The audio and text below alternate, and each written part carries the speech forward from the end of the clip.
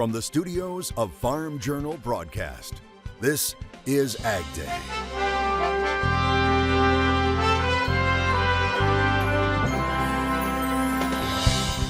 Fighting tar spot before it starts. This is the one disease that's going to test all the application equipment. What researchers in the Midwest are doing to help farmers fight back. Investing in climate-smart ag.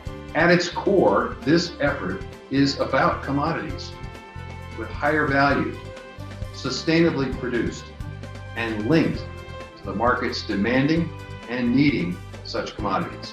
The Ag Secretary announces billions of dollars in USDA funds to involve thousands of farms and millions of acres, as unions and railroad leaders work to avert a strike. A shutdown would have a tremendous impact on our supply chains. The impact's already being felt right now on AgDay. Good morning, I'm Michelle Brooklyn is on assignment. Rail shipments continue to grind to a halt amid a railroad strike that could happen as early as midnight on Friday.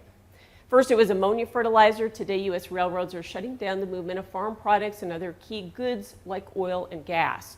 Norfolk Southern Corporation announced it's halting unit train shipments of bulk commodities today. The railroad stopped accepting vehicles for transit on its facilities on Wednesday. Other railways are likely to follow suit, according to the National Grain and Feed Association. For livestock producers, the impact will be a mixed bag, depending on your location. With rail shipments of grain stopped in some areas of the country, they could see feed shortages. However, with harvest looming, that could widen basis in other areas of the country. Now, while that hurts cash grain prices, it could be a time for livestock producers to secure feed needs. This might be your opportunity to kind of find that little window that, okay, the basis, they can't move any grain. This is all if a rail strike would happen, which is going to make things interesting. But then you're going to have other areas that can't get the grain, that need to ship it in. The basis is going to go the other way. Last year at harvest, there were many areas where corn basis levels were over $1 over the futures, which cut into livestock margins. So where do negotiations stand ahead of a possible strike? Labor Secretary Marty Walsh met with union and rail company leaders on Wednesday. Around 60,000 union rail workers are set to go on strike, which could bring the transport of nearly 30% of the nation's freight to a grinding halt. The strike stems from scheduling rules that require engineers and conductors to be on call 7 days a week. Meanwhile, Biden administration officials are scrambling to develop a plan to use trucks, ships, and planes to try to get the most crucial shipments delivered. But the White House is also keeping the pressure up on both sides to settle their differences.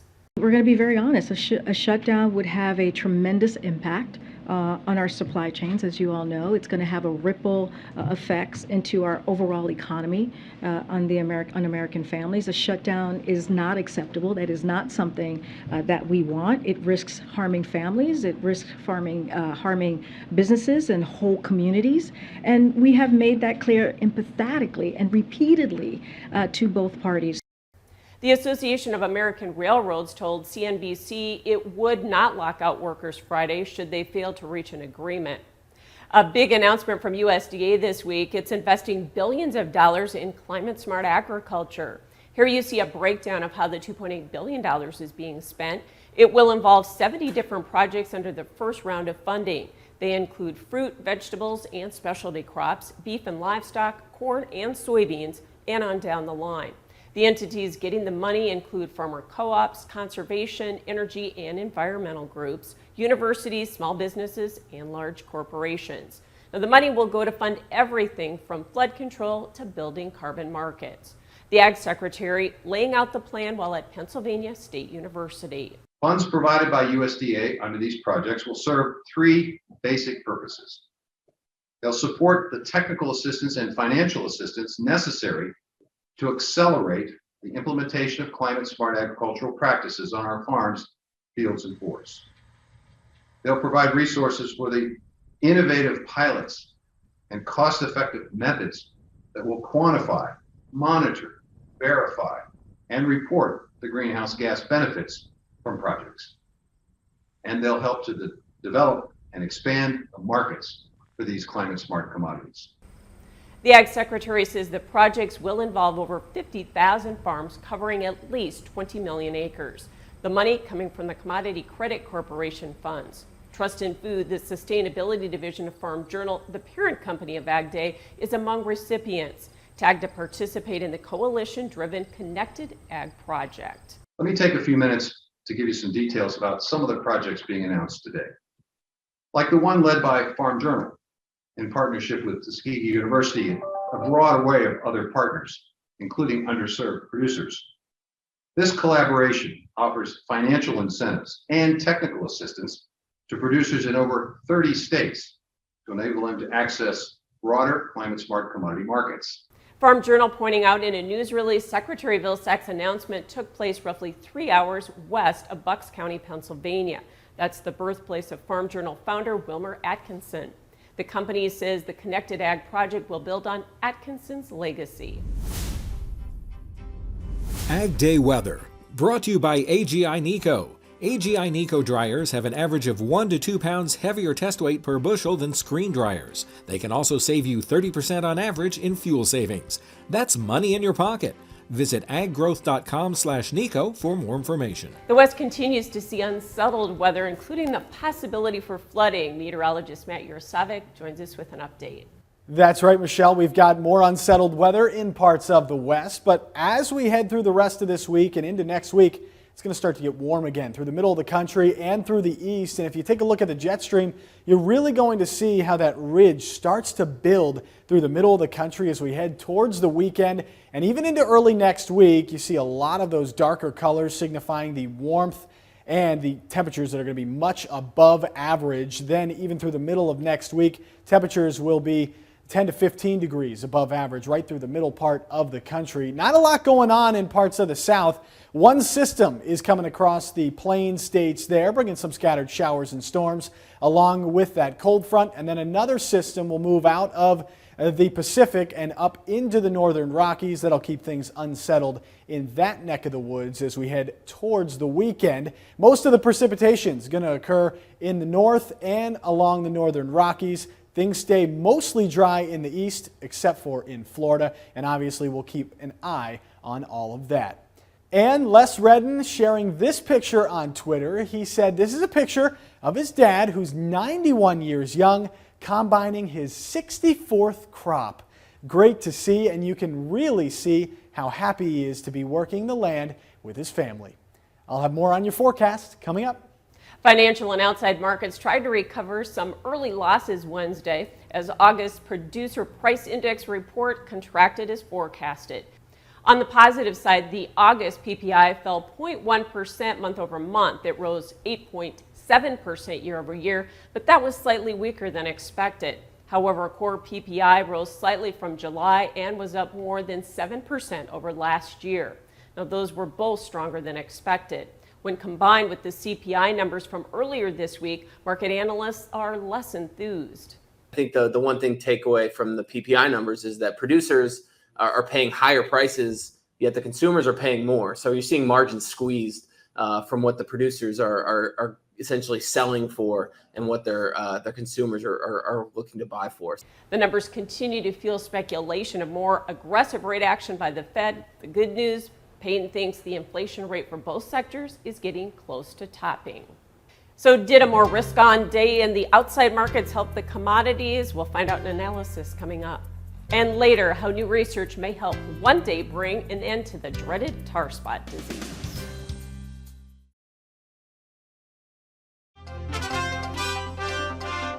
Seed and crop protection company Corteva Agriscience says it plans to lay off about 1,000 of its workers around the world as part of a restructuring plan. That represents about 5% of its global workforce. It's an effort to cut costs related to employees, raw materials, and logistics. It's estimated to save the company about $200 million by 2025. Corteva says it aims to focus on 5 core crop groups, including fruits and vegetables, soy, and corn. Mixed markets on Wednesday. Here with market analysis is Dwayne Bussey with Bolt Marketing. Well, let's talk about grains. We had corn and soybeans lower. Was that just some profit taking, or were there some outside market influences today? I think a little bit of both, but I think the main thing is on the outside market influences. Sort of talk out there that U.S. might be putting some sanctions on China due to talk that they might be trying to take over Taiwan. There was a little bit of rumor of that overnight. I don't think that's very good. But also we got this railroad strike that might be happening at the end of this week. That's definitely a negative influence on our local basis and moving grain around. So I think it just made it really easy if you were a bull and bought this market to take that short covering you talked about and just get out of positions. Plus, it's really hard to rally this time of year, isn't it, seasonally? Absolutely. We had a really bullish report that shows that supplies are going to be very tight in the U.S. And I'm very bullish looking at that number. But we're not going to run out of supplies at harvest. For the next couple months, we'll have plenty of corn and soybeans in domestically. So that's a very big point to bring up right now. Yet the wheat market has been rallying. It looks like technical strength has continued maybe to push that market, or is it just because, the funds were short in like Chicago, so are they just covering some of those positions or what?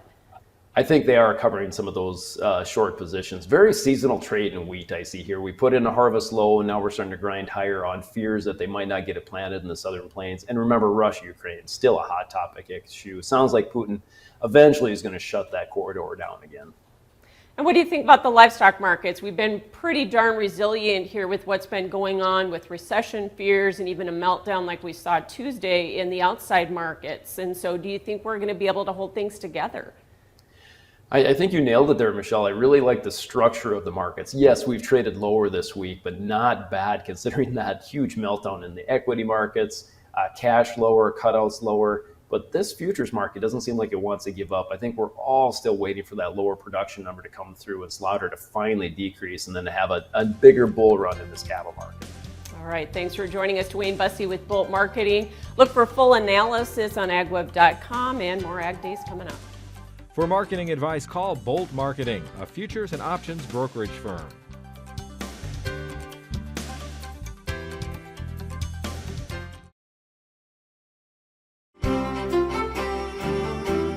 And in with our national forecast is meteorologist Matt Yurosavik, and we're already starting to talk about the harvest forecast.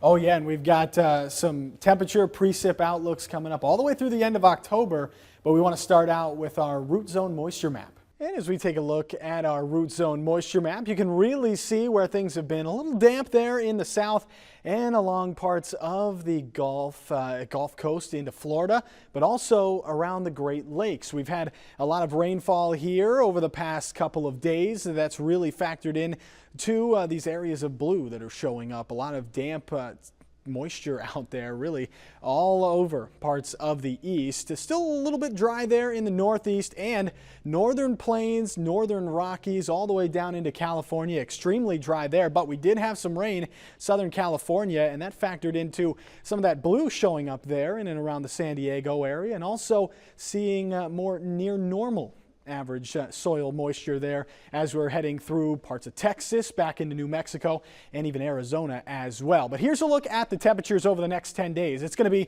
a little bit below normal here. A couple of fronts moving on into the west, keeping things a little unsettled as well.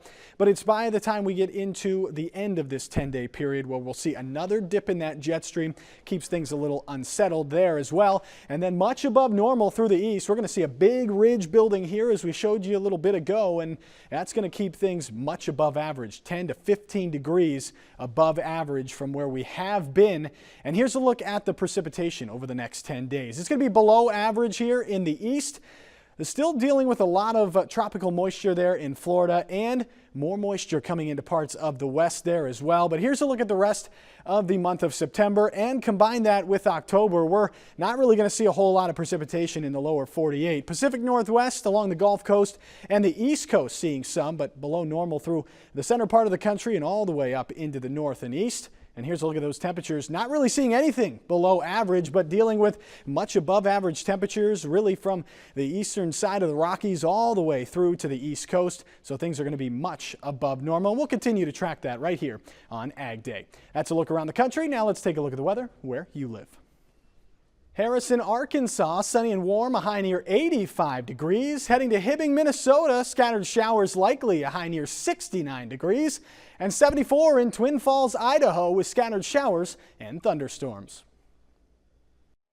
AgDay is brought to you by MetLife Investment Management's Agricultural Finance Group. MetLife Investment Management is positioned to help you grow your business with a competitive farm, ranch, and agribusiness loan. To learn more, visit investments.metlife.com/agriculture.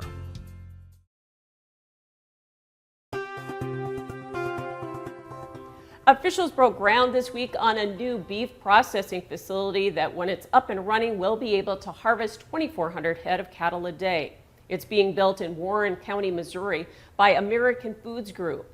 It will include a harvest floor, carcass chillers, a fabrication area, rendering for their processing, storage, coolers, freezers, and loading docks. It's expected to be operating by the end of 2024.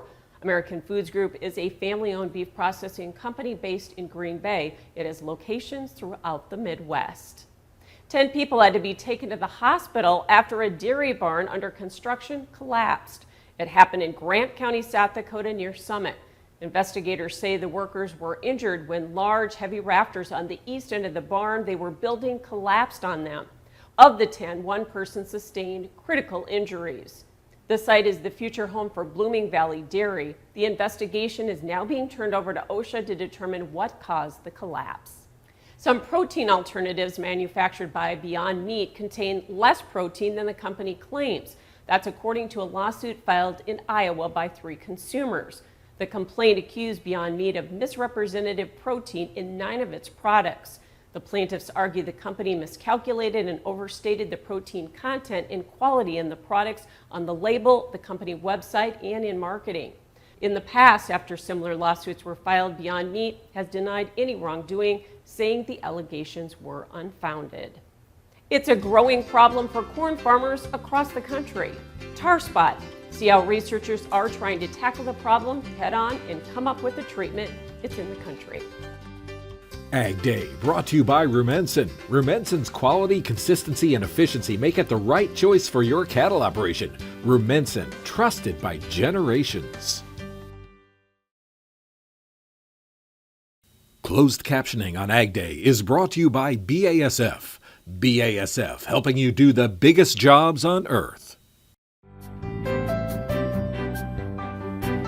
Tar spot has grown as a major yield-robbing disease in corn. It was just discovered in Maryland for the first time earlier this summer, but some farmers in the Midwest have battled it since 2018. Scientists right now are not only working to learn more about the disease, but possible treatments that will help growers fight it off for years to come. Farm Journal's Ty Morgan shows us the research being conducted at Purdue University in Indiana. A bird's eye view of Indiana's corn crop this year shows lush green fields. Luckily, because of the dry conditions we had at that end of June or middle of July, slowed the diseases down that we worried about. Talenko digs into multiple corn diseases, and while tar spot is just starting to pop up across Indiana, What we do is we check, is it embedded in that tissue? Can I scratch it off? it's the yield hit that some growers saw in 2021 continuing to haunt their decisions. When we first started, we gave an estimate about 20 to 60 bushels per acre is what we saw. I bet there were fields last year that had 50% yield losses. Talenko says in years where the disease pops up earlier, multiple cycles occur after that during the growing season. When it starts early, it's going to shut down those leaves, lead to rapid blighting, and if we're not to that black layer time frame, then we're going to lose some of that weight in that ear. She says tar spot starts in the leaf, and once it consumes the leaf material, the plant shuts down.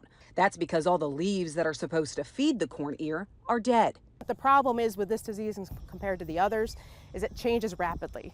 We go from having nice green corn, you may have 5% infection, you don't know it's there. 2 weeks later, the corn is brown. But even then, she says fighting the disease with fungicide can only happen if the timing of that application is right. If you've had a consistent problem with it, maybe you need to be ready to put a fungicide out. Our work has shown we can go with that standard timing that we go with gray leaf spot at that VT, the early tassel to silking.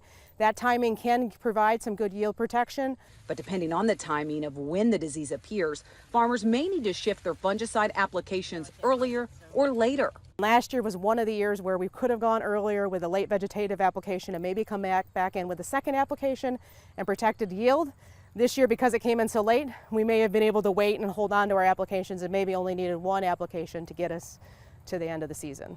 Even if you find growing tar spot pressure today, Talenko says research shows it's too late to address it. If we're beyond R3, so the early milk stages of the corn, we're not recommending a fungicide application. This map shows tar spot has been mainly concentrated in the upper Midwest, with pockets even on the East Coast and southern Georgia.